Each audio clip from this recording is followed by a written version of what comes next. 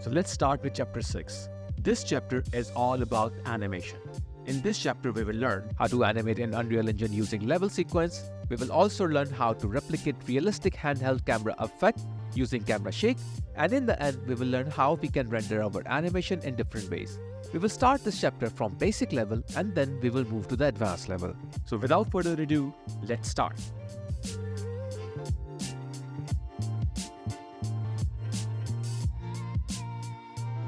So now in this lesson, we will learn how we can animate inside Unreal Engine. Now to animate inside Unreal Engine, whenever you have created your scene, it would be a level just like this. So I have this level folder where I have my level, which is this interior design. Now to animate, I cannot animate here because I don't have any sort of timeline. To get the timeline, you should need a cinematic sequence. To create a cinematic sequence, what you can do is that you can just right click here and whatever folder you have, like suppose I have this empty folder, I can right click here, I will go to cinematics option and then I have here level sequence. And as soon as I will create the level sequence, it will ask me to rename and I will say, for example, interior sequence, something like that, whatever name you want to give it to it. And then you can double click on it and it will give you a timeline. Now, whatever you see on the screen can be animated. Or suppose what else can be animated? Suppose I have here this chair. And when I click it, you will see that its details are highlighted here. Now, in most of the parts, you will see this diamond icon. Now, these diamond icons refers to keyframe. So wherever have you have these diamond icons with small plus sign on it, that means these can be animated, and these are the values that can be animated actually. So this is one of the things here, and just by this you can animate anything you want. Now let's see how we can animate and how to add things here. First of all, I need to create a camera. So I will just go here in my place actors and I will choose a normal cine camera actor and I will drag this on my screen. It will be in the viewport and this is how it looks like. So what I can do is that this is like more like a cine camera actor which I added, and here you can see this is how the scene looks like. I can move it wherever I want. So you can see I have moved it here and this is how it looks like. I can also press G on my keyboard here. So I can come out of the gaming mode so I can see how the like where the camera actually is. So I have some other cameras as well here. So you can see there are a couple of cameras here. Now this camera, suppose I want to animate a camera animation. So what I can do, I have to drag this camera here. Now there's a couple of ways you can do that. You can drag it from your outliner, drag it here directly. Or let's undo this. Let's see what else we can, how else we can drag it here. I can also simply select the camera wherever the camera is. Like here, I have selected the same camera and I can go in this track mode and then I can go to add to sequencer and add the camera and the camera will be here. As soon you will do that, you can see I'm inside the cine camera actor option here, because I dragged it before here. It was the same thing. So as soon I dragged, I was in the view, like point of view of that camera, and it shows here that I am in the cine camera actor for point of view, and I'm piloting that camera. So you can eject also if you want, but this is how it shows. Now here you can see now I have two different options. Let me close this one for now. I have camera cuts and cine camera actor 2. So this is what the cine camera actor 2 is showing me. Now here you will see this green bar and then you will see this red bar. So green bar is basically the start, the end, red bar is basically the ending. So here you can see the start at 0 and end is at 150, which you can increase. Maybe I want it to be 300. So I can type it here 300. So that red bar will go there. Now it will render from here till here. And also you can extend this till the end, that camera cut. Now, what is the camera cut basically? So right now I have here Cine Camera 4 and it is showing me the Cine Camera 4. Now from this point to this point, for example, I want to animate camera 4, which is this one, and then I can add some other cameras. I have more like a couple of different other cameras here. So what I can do here is that first let's add a like Cine Camera maybe 1, add it here. And when you add, make sure you add it just to the gray area, which is basically the empty area. Otherwise, it won't add it to the timeline. Otherwise, you like other ways that you can press this track button and add it just like we did before. So I will add it here, and here is my camera 1. I will collapse it. I can move it down if you want. Okay, or like you can change the sequence, like as you want, like the sequence. And this is the camera activation. So if I click here, so that means the camera 4 is active. If I click here on this camera, so that means the camera actor 1 is active. So this is how you can active between two different cameras. And if I click here, so that means my camera cut is active. So I have here camera 4, camera 1. Let's add another one, which is camera 2. I will drag it here. Okay. And then I will drag this one, I think, at the end, something like this. And you can see the camera 2 is active right now. So let's do one thing here. Let me press G over here so I can go inside the gaming view. I don't want to see all of that. Now, suppose from here till here, I want the camera 4 to be active. So let's activate this one. Okay, so now I'm the camera cuts. So from here to here, it will show me the camera 4. Now what I will do here is that after this point, I want to see how the camera 1 shows. Like I want the camera 1 to active from here. So camera 4 shots, then camera 1 shots, then I want the camera 2 shots. So what I can do here is that I will just go wherever I want the camera 4 to active, and then I can go here in this plus camera option. As soon as I will do that, it will show me new bindings and it show me existing binding. Existing binding means the cameras that you have here. New binding mean the camera that you have in your outliner, but and those cameras are not added here. So you can also do the new binding.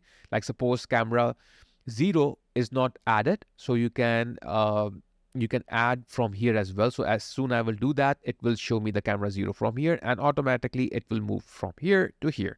So it's totally up to you. But I want the existing binding, so I will choose the camera 1. Now, if you'll see that, if I will play my video while the camera cuts is active, you can play it from here or here. It's totally up to you. So it shifts to camera 1. And now here I will pause. And from this side, for example, from here, I want the camera 2 to active. So I will just go to the camera plus camera again, and I will choose the camera 2. Now, if I will go back here, play, so it will show me whatever is in the camera 4, then camera 1, and then it will show me what is the camera 2. So that's how you can add multiple cameras here, either from existing binding or from new binding, which will enable you to add the cameras which are not added here manually. That can add, like it will pull the cameras from the outliner to your timeline. Now, one more thing here is, we are right now, if I will go here, I'm right now here in the cinematic viewport. The cinematic viewport show you the exact ratio of the screen that will be rendered out. But if I will go to the default viewport, it will show me a default viewport that is basically the gaming mode, you can say, not the rendered one. So it's always better to keep your viewport type to cinematic viewport, so you can exactly see whatever you are actually getting out of the render. Now, one more thing here is that if I want to zoom in and zoom out, okay, here, so it's always better that whatever camera you want to zoom in and zoom out and you want to edit, you have to be in that camera mode, just like this, okay, and then you can do that. Now, if I will go back to the camera cuts, you will see it's not showing me that perspective viewport. Because usually what happens is that when you move to perspective viewport, like suppose if I will just go to this perspective viewport by going to the default viewport, then coming out of the default viewport, there is a bug here. So it's not showing me the camera 4 anymore. It is showing me the perspective viewport. So whatever I will do is the perspective. Okay. But if I click here again and then like close it and then repress it or like reactivate it, so it will give me that camera 4 again. So that's a bit like a bit of a bug here. So suppose if I want to zoom in and zoom out here, I cannot do that. The reason is that the camera, I'm in the camera cut, so I won't be able to change my cameras. But if I will activate the camera 4 and then I will try to zoom in and zoom out, I can do that because I'm in the camera 4 right now. Now let's do a small animation here. Okay. So what I can do here is that, first of all, I need to go to the first frame. Then I want to transform the camera. So I will just uncollapse this and hide this camera component because I don't want to work on the camera component right now. I work on my transformation right now.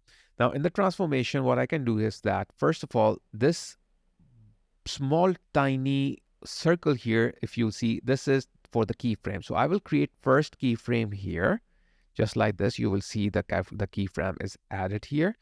Now, once the keyframe is added, I can go here to this side and press this keyframe here again after changing my scene. Suppose if I'll change the scene, whatever I want it to look like, I will do that. And then I have to press the keyframe. If I will not press the keyframe, it will revert back to what it was before. So you have to make sure you have to press the keyframe again. So once you press the keyframe, if I will go back here and then play, you can see the camera is animating. So this is how you can make the keyframes, and you can go back and forth to the keyframe by these arrows. Now suppose I want at this starting keyframe, I want my scene to be blurred. And then once it reaches, I want the scene to be more clear. So what I can do here is that I can select my camera here, component, uncollapse it, and let's see what components I have. I have aperture. I can animate the aperture. I can animate the focal length. Right now it's 35. I will keep it 35. And this is the focal main focus distance. This is what I'm interested in right now. Other than that, there are some other components here. As soon as I will click on it, I will see in the like you will see in the details, there are some other components that are not added here, but you can add by simply pressing this button, because it doesn't give you all the components at once. It depends which component you want. So for example, I have the manual focus, but what if I didn't have this? Like suppose let's delete this one, or let's delete the whole thing right now from here, this whole camera component. Okay. Now I don't want any other thing to animate. I just want the focus manual, like like the focus settings to be animated. So what I can do, I will just go to my camera settings here, and wherever I have this length setting mainly, okay, I will go like so focus settings mainly. So I will go to the focus setting, and you will see here is my manual focus distance. I want this only to be activated. So you have to make sure on which keyframe you are. I am on the first keyframe. That's where I want my animation to start. So I'll make sure I'm on the first keyframe. I will just press this plus button here with this keyframe. And as soon as I will do that, it will give me a camera component only with the manual focus distance. Okay.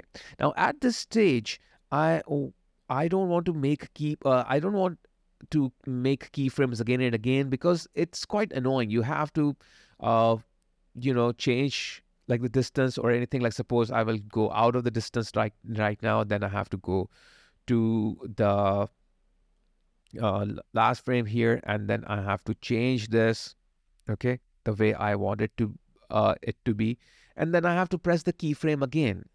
Okay, so it's quite annoying. So how you can avoid that? You can avoid that by only, let's undo this. Let's go in the first, add this again. Let's go to first frame. Okay, I'll add this one. Now, what I can do here is that there is an option here, which is a diamond symbol with it. You can say a key there. So this is basically a key frame. And this option is known as auto key. So once this is on, it will turn into a blue color. That means whenever I will do a change, automatically it will create a keyframe. So this I usually use a lot so that I don't have to manually make the keyframe, but whenever I don't need it, I just turn it off. So that's very simple. So now what I will do at the same spot where the transform, my transform is animating, I will start from the same position. I will make this blurred out. I will go to the end of the keyframe, which is the same one here. Okay, you can switch back and forth from the transforms because that's the same point. I want my manual focus to get normal. So I will just go here and I will change this to something like this. So let's play. And this is how you can see. So now the values, if you will see here, you can change either from here, okay, or from here. It's like 1.5 centimeter focal manual focus distance, and the last one is 112, something like that. So the both values are not you can say too different from each other. Otherwise, you will not get a smooth transition. So this is how you will get the result. Okay. Similarly, what I can do now is that I can just go to my camera actor 1.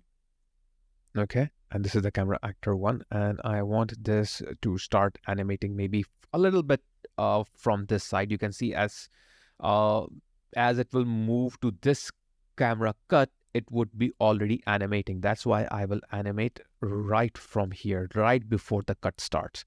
So it's totally up to you. And I will open this one. For this, I don't need any camera component to animate, but it's totally up to you if you want to do that. So I will just go here, create a keyframe. Okay. And then just at this stage, I will go and zoom in. As soon as I will zoom in, you can see that a new keyframe has been made because I'm using the auto key. Now, if I will go here and play this, so you can see it is already animating. And now you can see one more thing is that as it starts very fast and then it becomes slow. The reason is that because it is using the bezier, the tangents of the animation automatically, as if I select these two keyframe and right click here, and it is using a cubic, which is an auto curve. Now, what is a curve? If you have an idea of animation, you can see my other courses on this channel about from After Effects or from, you can say, Maya. So I have explained about these curves, and you can see there are the curves here. So if you will go to the cinematic camera 1, I guess here, you can see this curve basically. So this is starting faster and then it becomes slower. Okay. So I don't want that. What I want is an animation that is constant. I don't want this effect. I don't want it to start fast then become slow. I want the animation to be constant, like regular, like uniform speed. So I will select these two keyframes, right click on it, and instead of auto key, I will choose linear. And if I play it now, you can see the animation, the speed is throughout the same. So it's totally up to you if or like what kind of animation you want. So I'm done with this. And for the other animation, like other cameras, I will go to the camera 2. Okay. And here also I can go here, delete my like cine camera, and then I can make a keyframe here, and then at the end of the frame, somewhere here, I will just go and just move to this side here, and you can see that it's already created. For this, I will keep it auto bezier. I don't want it to change it to linear because I want this effect. Okay. Now, one more thing you can do here is that it's not all only about the cameras. You can also animate the objects. For example, I want to animate the chair. Now, whatever you want to animate, you have to add it in the sequence. So what I can do here is that I will take my chair here, and then I will simply like select the chair. Either I can drag and drop the chair here, or simply click here in the plus track, add actor to sequencer, add that object that you have selected, and it will give you a transform already here. If you don't have any of these objects, like the options, like if you want to change its transform or any other thing, you can just press this plus icon. Like suppose if I don't have a transform and I only have a chair, and I cannot animate the chair just like this. I want like something like a key to animate, like suppose its size or its location, rotation. So I need a transform. So I can press this plus track, and then I can add a transform. You can also add attach, you can also add audio, even, path, so many other things. You can even hide this object by if you press this option, you will get the actor hidden, and you can make a keyframes just like this, and you can hide the keyframes with this option. So this will allow you to hide and unhide at certain point. Like suppose from here I want the chair to be unhidden. Okay. Maybe from here I want it to be hidden, but here I want it to be shown. It's like sorry, I want it to hide from this point, but from this point I want it to show, and maybe in the beginning I want the chair to be hidden. So it will be hidden in the beginning, and then as soon it reaches here, it's shown. Okay, so this kind of things you can make, but I don't want it to be hidden, so I will delete that. I just add the transform. Now what we can do here is that I can go here at this point, and then maybe when the camera is going down, I want the chair to fly in the air. So I can make a like a transform here for the chair, and at the stage somewhere here, I will take the chair, move it up. You can see automatically a keyframe is added here. I can rotate it also by going to the rotate option. Something like this, sort of a rotation. Okay, and then you can see that the chair is flying in the air just like this. Okay, and maybe till the end it just rotates like this. Okay, so animation will look like this.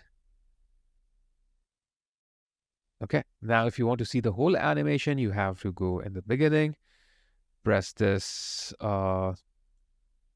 the like camera cut, play this. So it will go from cuts to cut, and in the end you can see how the chair flies in the air. So I hope this basic part of the animation is clear to you, and the level sequence is clear to you. In the next class, we will cover about the interface. I think it's more clear to you. It's like very basic, and we will see what are these options in our next class. If you have not subscribed to my channel yet, please do it now and don't forget to hit the bell icon. By the way, I have noticed that many of you are watching my videos without subscribing. So let's change that. Subscribe to my channel and be the part of the interactive community. Now, here's something really important I want to talk about. Please do not download my videos. Just watch them online. When you download them, it messes up my watch time hours. And that's a bummer. I want to keep creating awesome videos, but it's demotivating when I lose out on those stats. Thanks a bunch for your support. You guys rock. Catch you all in the next video.